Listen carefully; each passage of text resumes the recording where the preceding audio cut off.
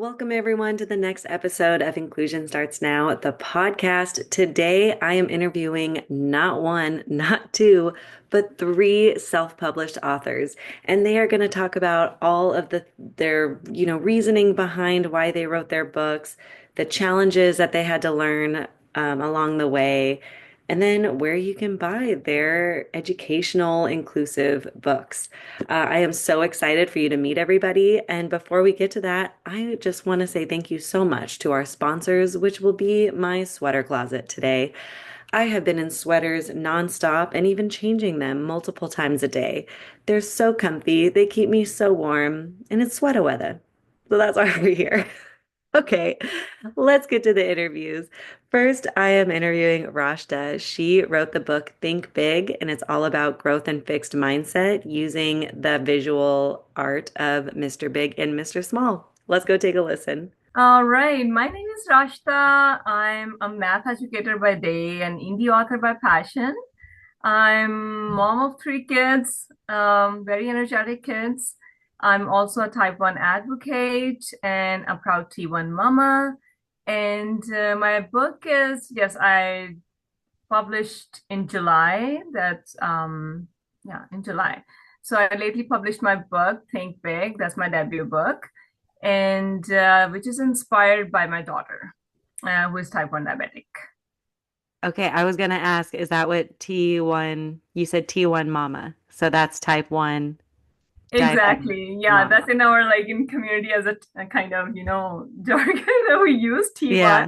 And at home, actually we say T1, like not one. Oh, nice. I Yeah. like that. So your daughter was the inspiration behind your book. Do you want to share a little bit about your book? Oh, sure. Um, to be honest, I always wanted to be a children author, Yeah. but I never thought that I will become like so soon. Yeah. I mean, I was writing as long as I remember in my childhood, in my universities. I did publish some my stories, short stories in magazines here and there, but like eventually I chose my career as a math teacher because I was passionate about math as well.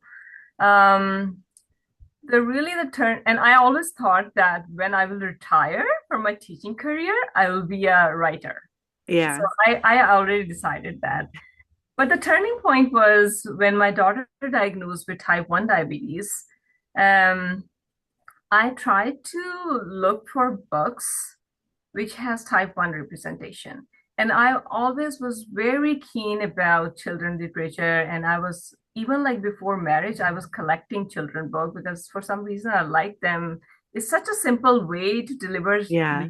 big messages. Oh, So I feel the exact same way. I had yeah, so many books before there were any kids in our house. yeah, I don't know. There's something, if you, I don't know. I just collected books, and after children, obviously, I was more conscious and I was collecting more books. I was reading with them, especially with the growth mindset lesson, where they can learn something from there and Hmm. can apply them in their real life. So when Farah diagnosed with type 1 diabetes, I was like more into it. I was that kind of person like, okay, now I never thought about it, like how to raise more confident kids with a challenge who are facing challenge. I was like already into it, but I never think about really you know, the inclusion part. And I mean, I was always looking for books with different, but my focus was only like to the growth mindset stories, just, I mean, that. But when Farah diagnosed, I was like finding books, okay. But then at some point, I realized, okay, she needs to read books where there should be type 1 representation, in children literature. And with the advancement in type 1 diabetes, there is such a cool advancement. There's so cool gadgets they like kids are wearing nowadays. Their diabetic pod, insulin pumps.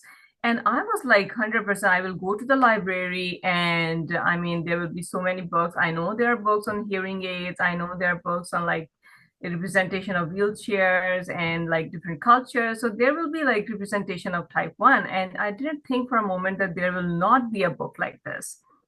So when I started to find those books, and man, there was nothing out Yeah. there with this representation. And I was really like, was very angry and like kind of shocked. I mean, there are type 1 kids out there and so many in our community.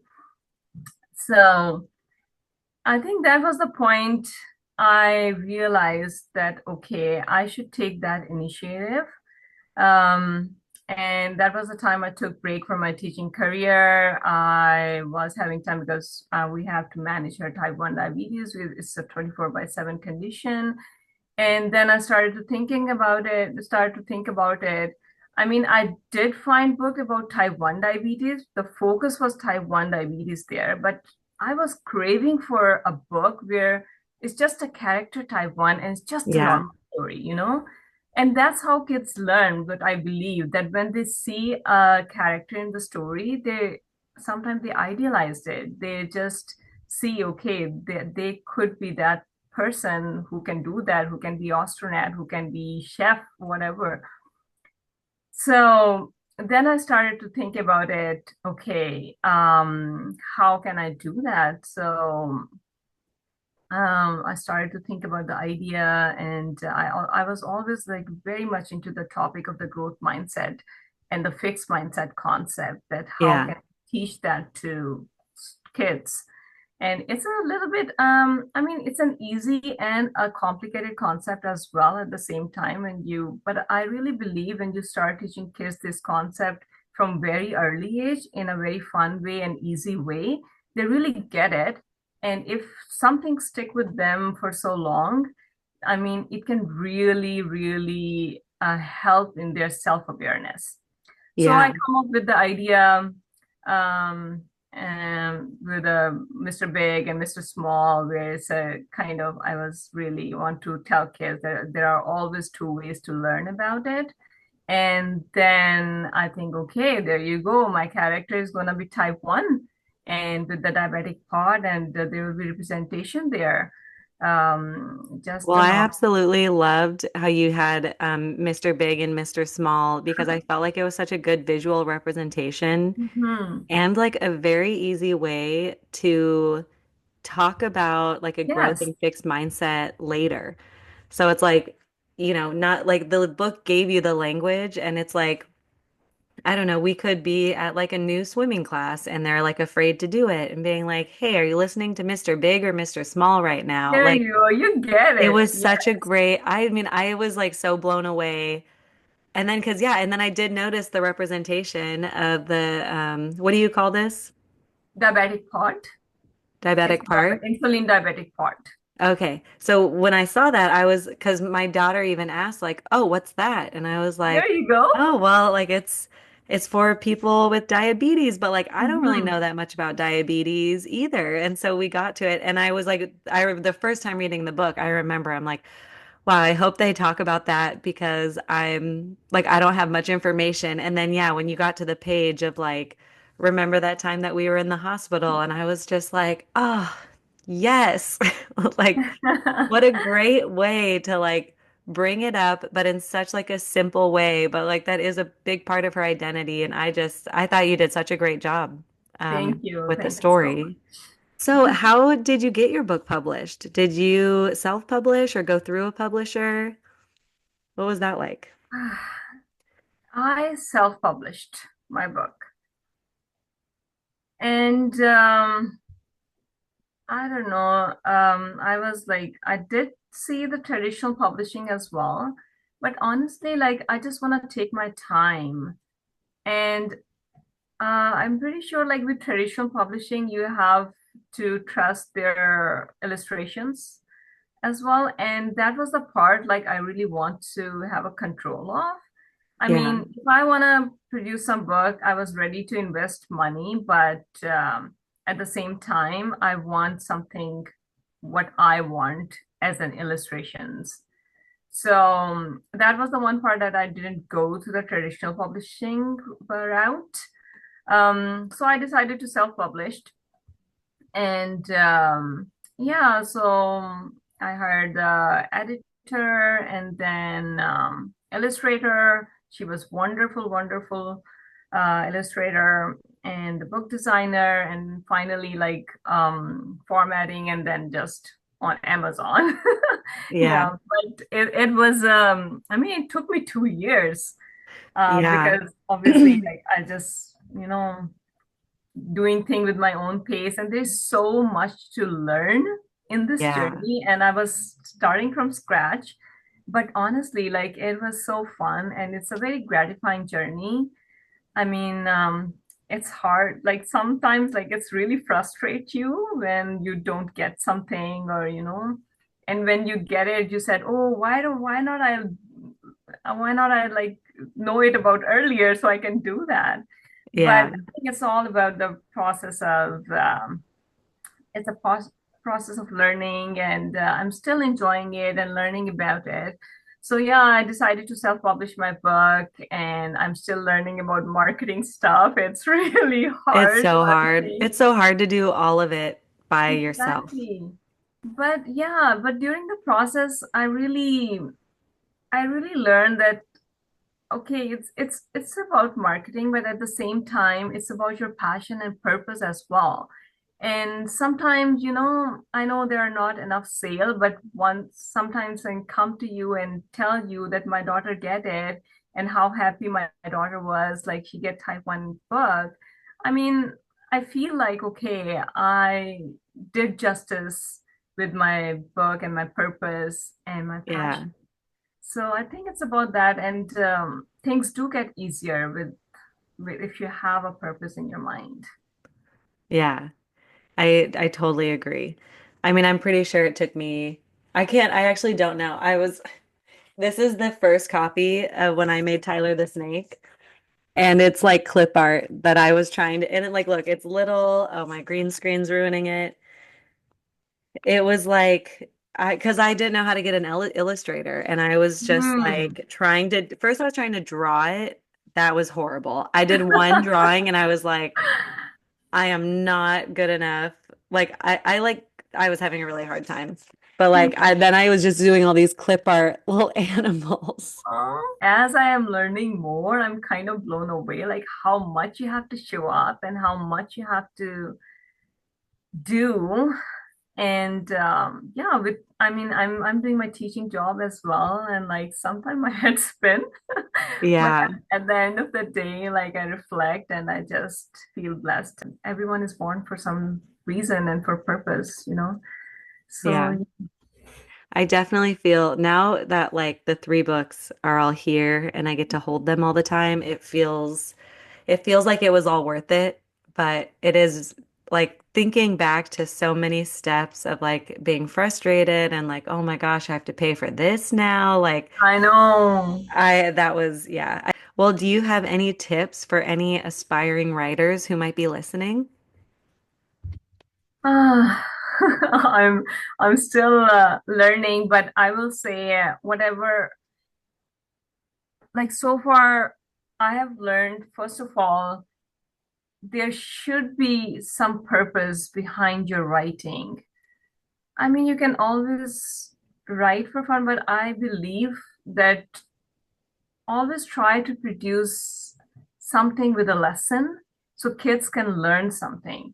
And that's the way you can put out your message out there. And that's the whole purpose of children literature, I think. I mean, there should be fun, but at the same time, there should be something valuable so kids can take from that. So that's the first thing. Like if you have an idea, just refine it as much as you can from your beta readers, and just ask your family members, friends, strangers as much feedback as you can take Yeah. on your first draft. You will be always like, you will never regret that, because that's the first step. I spent like so much time on my first draft, and to be honest, I was very hesitant to ask people, but then at some point, like I was like, I need to take feedback. So I ask strangers, and like online if I know anyone who is writing, and then I started to ask if Yeah. takes me time. I mean, 3, 4 months, unless I was like satisfied that okay, this is a good story and it's a good idea. I didn't take a step further.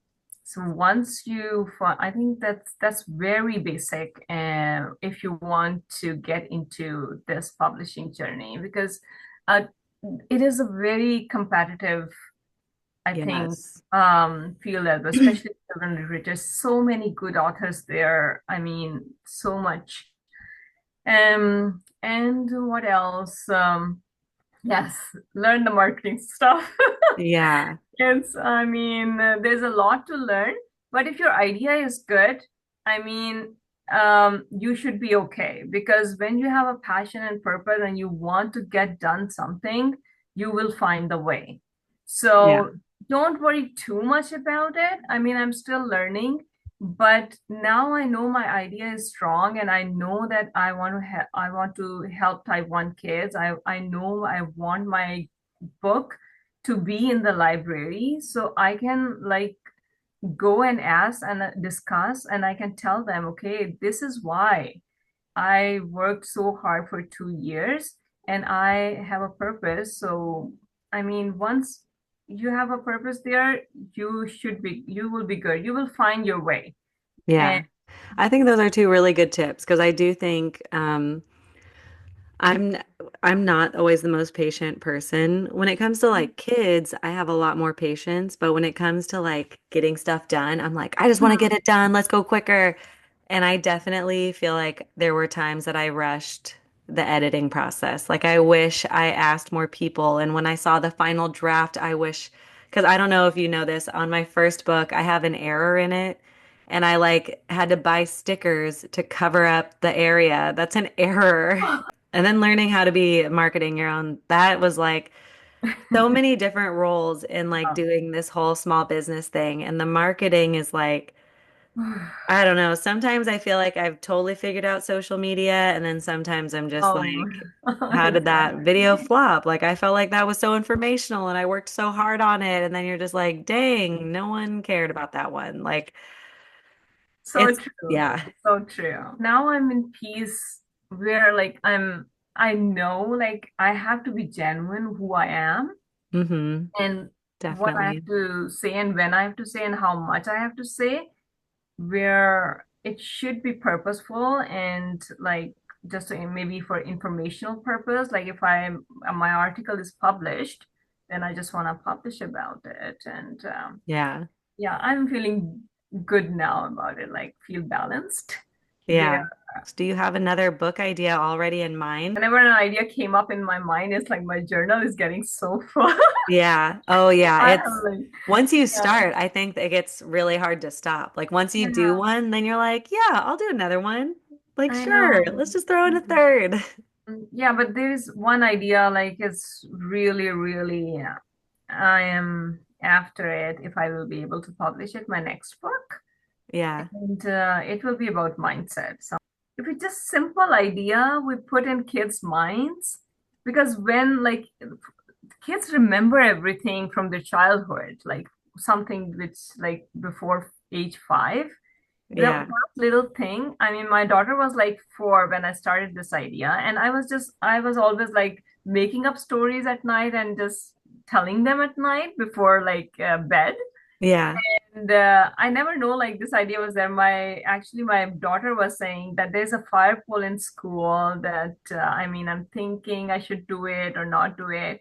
And at that time I think like okay how I can encourage her, but I don't want to say like be brave and do it.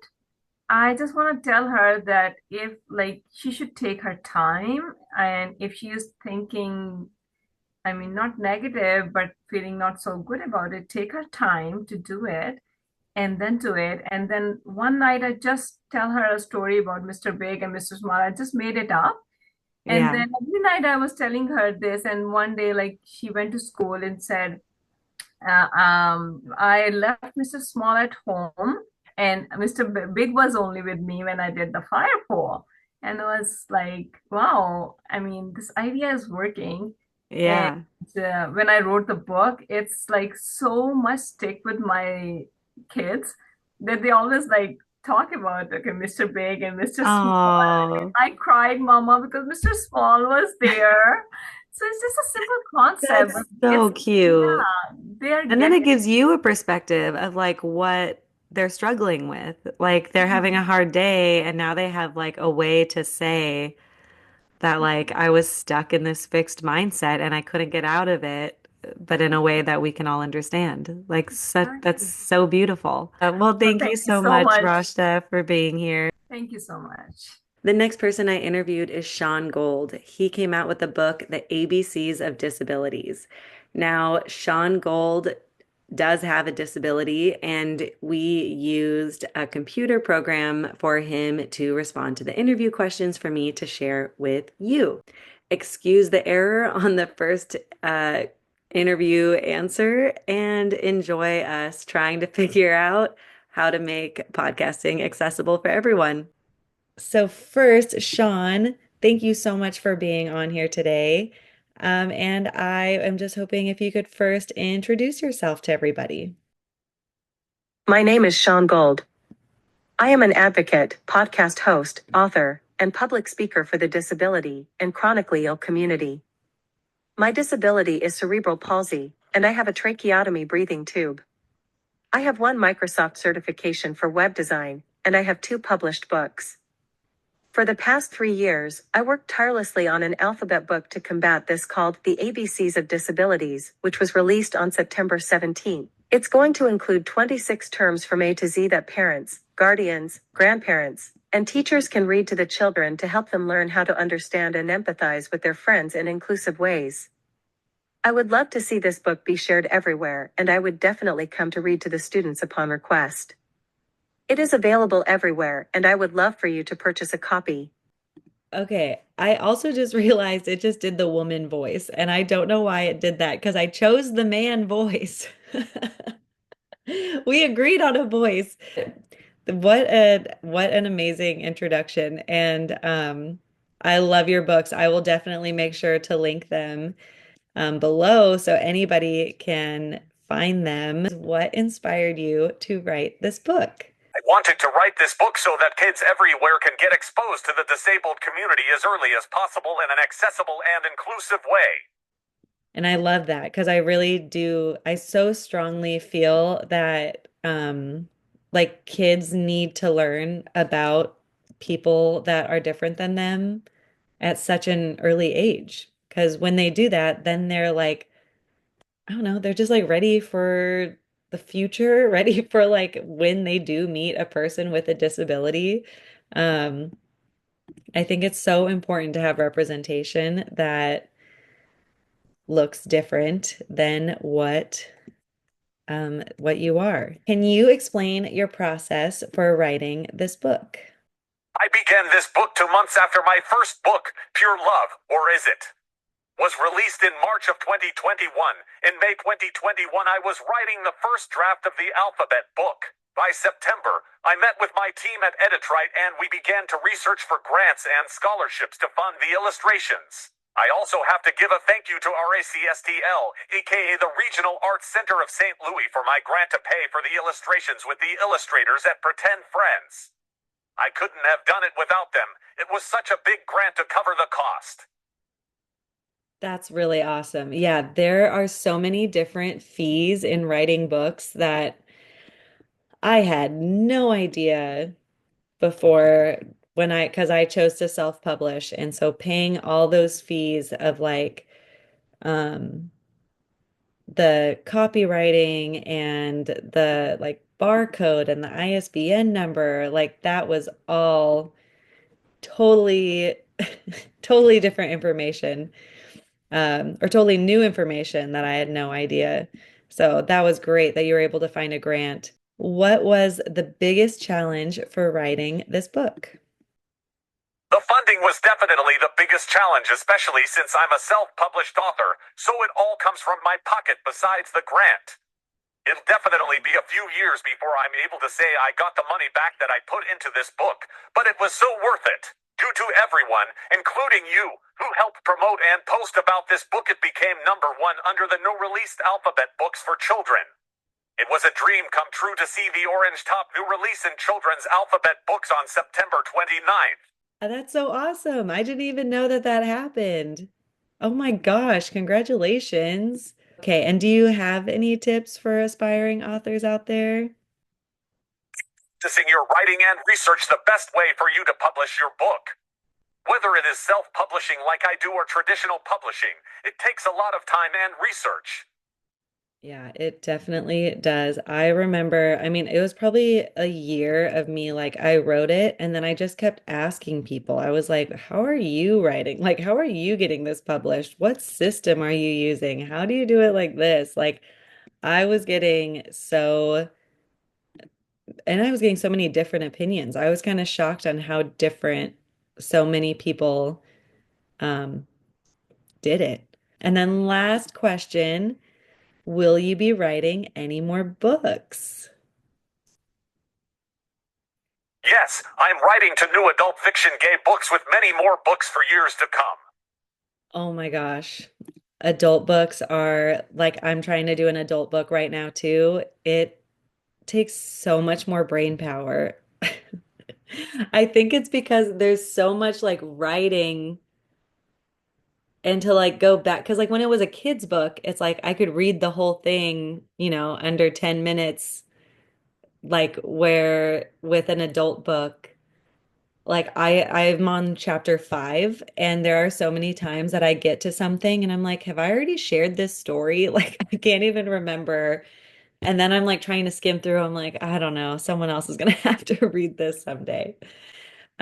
But I would love to buy your adult books whenever they come out because if it is I mean, your writing is great and I love the most recent book that has come out. So I will make sure to put it in the show notes below so anybody can get it. Um, and yeah, thank you so much for coming on to my podcast today, Sean. It really means a lot to me that you took the time to do this. And we are on our final interview with Jenny Mouse. She has written multiple books for Brian the Brain, and it is all about information of the brain, which is just it was so fascinating to learn from her and to read the story that she sent me. So enjoy. So, can you first introduce yourself? Hi, yeah, I'm Jenny, and I'm the mom of three. I've published four books now, and I'm from Ontario, Canada. My new release is the third in my series about the brain that I've written. So I have a big passion about psychology and about the brain, and helping kids understand how the brain works. I love that. So your other, because I just read the most recent one, but I haven't read the other two. So are they all about like a different section of the brain? Not so much a different section, but more like a different lesson. So, I actually wrote the books because I was teaching this series of classes about the brain to kids, and I wrote them as so I had four lessons that I thought were like the most important. That was where I started with my classes, and then I had some kids that would go on and do other classes with me about the brain. But those were the four most important lessons I thought that kids needed to know about their brains. So each of one of my lessons I turned into a book. So the first one is a simple introduction to the brain. It's called Brian the Brain Headspace. And it's basically the day in the life of the brain. So you see all the things the brain has to do to support his human, Ryan, and the brain's name's Brian, if you didn't get Hmm. that from the title. And then the second one is about the parts of the brain. So you go on a trip. So it's called Brian the Brain Mind Trip. And you go on a trip to each different part of the brain and you learn what it does, and how it works. And then the newest one that you have read, that is Brian the Brain Mindset Go. And it is a growth mindset book that it teaches how the brain learns and it talks about concepts like growth mindset and grit. Yeah, I love that. I love books that are about like how basically like therapy books is how I see that, where it's like this is like something you'd be learning in therapy. If you're like struggling to strengthen your growth mindset, it's like that is where you would learn that, where they would like support you to get those like, that the neuroplasticity stronger and like getting those practices better like in your head. Um, so I absolutely love all that. So I guess is that pretty much what inspired you to write these books, that you were doing these classes for kids and wanted to reach more people? Yeah, essentially, I did, I mean, start writing or teaching those classes because of like as a child, I had a hard time focusing in class. I actually suspect that I have ADHD, which is kind of hard to actually get a diagnosis for as an adult, but Yeah. um, and it would take me a lot longer to complete my homework than the teacher said it was supposed to. Yeah. um, and so school was really hard. Like I still got good grades, but I had to work a lot harder than the other kids. And when I started learning about the brain in university, things kind of clicked and I went, okay, this is how I can learn. This is how I can work smarter and not harder. And it became a lot easier to learn. And I kind of just like picked these tricks up along the way. So I wanted to teach kids about the brain because of my own challenges, and I didn't want them to have these struggles. And I ended up in teaching preschool level and going like this is where we need to start this. We shouldn't be Yeah. waiting until kids are in university or college to for them to start learning psychology lessons. We need to start it Yeah. as young as we possibly can. So that's why ultimately I started the class and then wrote the books. And is this class like a virtual class, or is this like online, or no, sorry, not online, or is this like in person? Yeah, it was all virtual, and it's still so it's not available right now just because I'm on maternity leave. So I'm taking a break from my live online classes, but it was a live online class through the platform OutSchool. Um, and there was a pre-recorded like a they called it Flex Class version. Hmm. Platforms changed a little bit, so when I come off of maternity leave, I'll be exploring how to list that again and whether it's going to be up there or on my website. But yeah, keep an eye out if you follow my social channels. I'll definitely be sharing when that course is back up. Yeah. What's your social channel again for people listening? I'll also put it in the show notes for everyone. I'm at Traveling Chalkboard on Instagram and on Facebook. Awesome. And I'll make sure to tag all those below too. So kind of switching gears, how can you explain the process of like how your book came to life? Yeah, so it's a I think a more involved process than most people realize. So first of Hmm. all, you get the idea, and I mean I always wanted to write books, and I've been writing for much longer than I've been publishing, which I think is how we all start off. Yeah. But it turning an idea into a book and getting it finished. There's a lot of steps along the way that you don't realize until you're actually doing it. Yeah. So, first of all, I had to come up with the idea. So, fortunately for me, I had my class, and I kind of had it's almost like I had a bunch of helpers because my students really inspired me and let me know, okay, this is not making sense to me, and this is, and let me iron out a lot of the kinks in terms of how to actually present the information, and but then turning it into a book. Basically, I take a piece of paper or I take a notebook, and it's like a combination of scribble drawings and messy writing, and just get the ideas out there. It probably doesn't make sense to anyone else. Like sometimes there's arrows and numbers, and it's all like a Hmm. code. Um, and then from there, I take it and I create a storyboard. So I draw pictures of the images I think will kind of go with the words, and I write out the text, so it's a little bit more clear. And then it kind of starts coming together. Um, Now, I started off, my storyboards used to be like stick figure drawings. I think they kind of look fairly nice now. I've come a long way, Yeah. but they weren't complicated at first. They were just, very, very simple, but it let me get the ideas out there.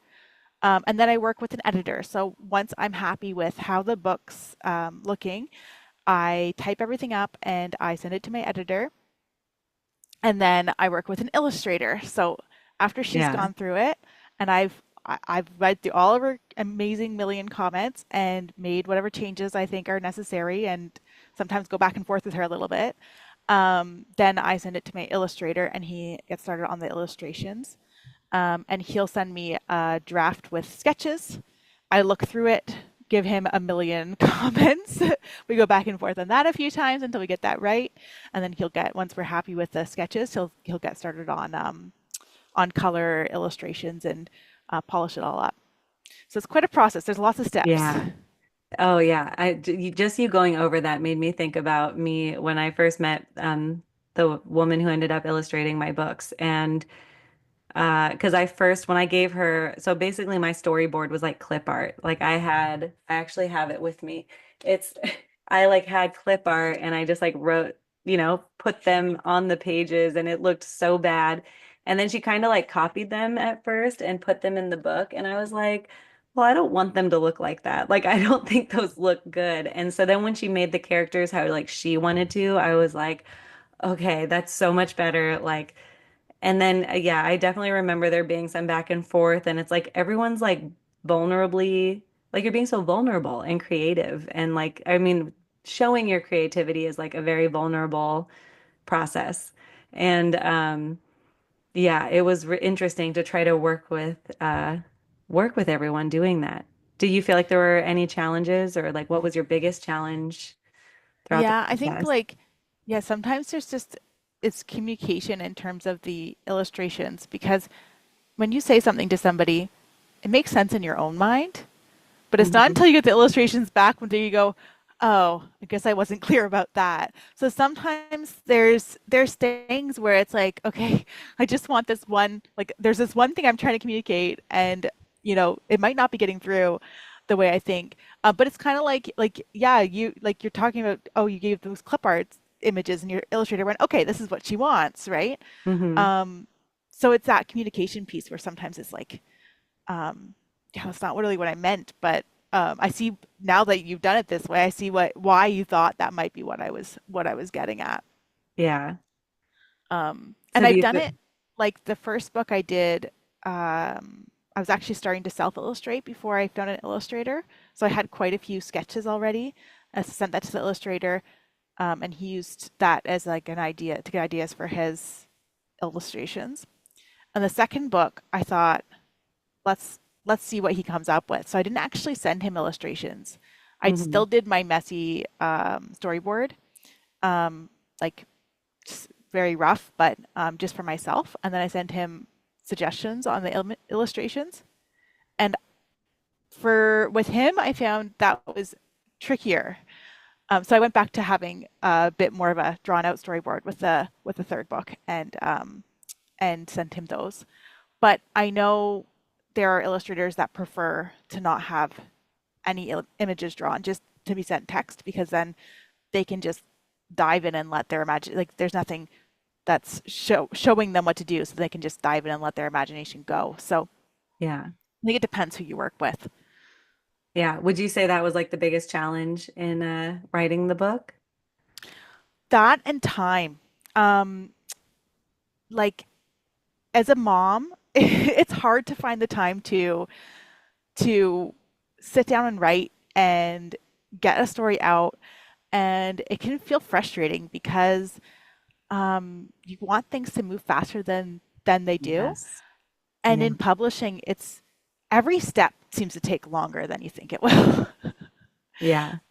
So I think like it's been a process in learning patience, and in putting my own lessons into action as well, like that grit and that growth mindset. I've needed that. That's fun. I was just gonna say that it's like your growth mindset is working so hard to not give up and keep pushing through and learning from your mistakes. And that's great. What do you have any tips for any like aspiring authors out there? I think my number one is join some writing communities. Before I had the Ooh. guts to publish a children's book, I was in some online groups for a while, just like reading, asking questions, like looking at different prices for printing. Um, Originally, the first story I wanted to write and print and publish, I wanted it to be a board book. And that was a big learning curve to realize how much it actually costs to print a board book because you buy them for like $10. Hmm. And if you try and go to a local printer where I live and get a book printed, it's going to cost you 30. So Yeah. unless you're ordering very, very large quantities. So having some groups that you're in part of, online or in person, most towns have writing groups. If there isn't one, start one. I actually started one in my hometown because I couldn't find one when I moved here. I moved back to where I grew up about 2 years ago, and since I started one, I've actually learned about two other ones that were kind of like low key going on. So Hmm. now I'm involved in two different groups, and I know there's a third out there that I might drop in on sometime. Um, Nice.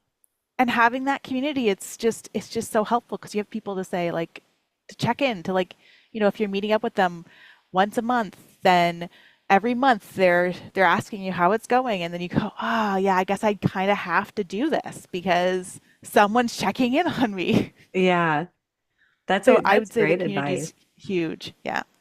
Yeah, I definitely just reached out to random authors, like people that I knew wrote books, and I would just be like, "Hey, how'd you do this?" Um, and now I ended up making like a 5-minute YouTube video just to like explain my process because so many people started asking me, and I was like, "Here you go. If you have any questions, follow up."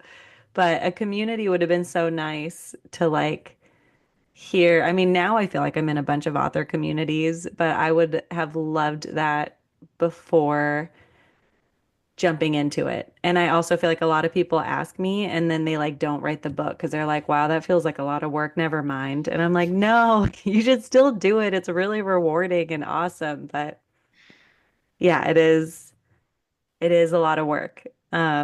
So how many more books are you gonna write? I feel like if this is number 3 of a series, how many books are in this series? Well, I planned 4 books because I had 4 lessons that I thought were really important. So I have one more planned, and then we'll see where we go from there. Because I did do a lot more psychology lessons for kids, so I could definitely do more books. But I also have a million other ideas. I used to teach classes about animal brains, and Ooh. how cool would a book about different types of animals and their brains be? Yeah. Or, maybe a series with each book being a different animal. So there's a lot of different ideas I have, and it's just whichever direction I decide to go in. I think I just am going to follow my instinct. Um, but I definitely will get that fourth one written at some point, and it will be about exercising your brain. Nice. So that's something to look forward to. That's awesome. So where can people buy your books? They can buy them from my website. I have actually 2 websites. I have my author website, which is jennymouse.com, and then I have my educational website, which is travelingchalkboard.com. And you'll also find if you love growth mindset, which if you're looking for this book, you probably do, you're going to find a whole lot of growth mindset oriented stuff on that website. Ooh, Yeah, that's so check it out. awesome. Yeah. And then they're also available on Amazon.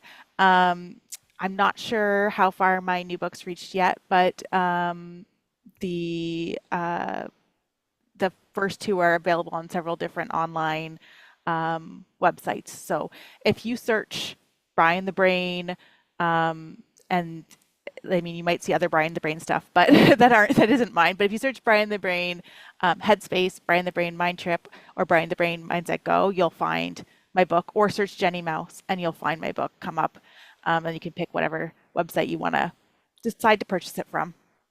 Awesome. Well, I'll make sure to put all the websites and information below so everybody can find it. Um, and that's so awesome. Congratulations on all the books and all the future books that are going to come out. I feel like these are so needed, just for everybody. I feel like adults could really learn from these books too. Yeah, and I think the beauty of a children's book that is designed to read to your kids is that when you read it to your kids, you do learn from it. Yeah. So I always encourage, parents like they buy books because they think their kids will like it, but they should also buy books because they like the topic because Hmm. chances are if your kids are like mine, you're going to be reading that book again and again and again and Oh again. yeah. So Yep. might as well get something out of it yourself. Yeah. Oh man. Well, I think that's so great. And thank you so much for coming on this podcast. Thanks so much for having me. It's been a pleasure. Thank you so much for being here. Thank you, Big Comfy Sweaters, for being a part of my life. And I will see you all next week. Have a great day. Oh my gosh. Inclusion starts with you, and I just want to help.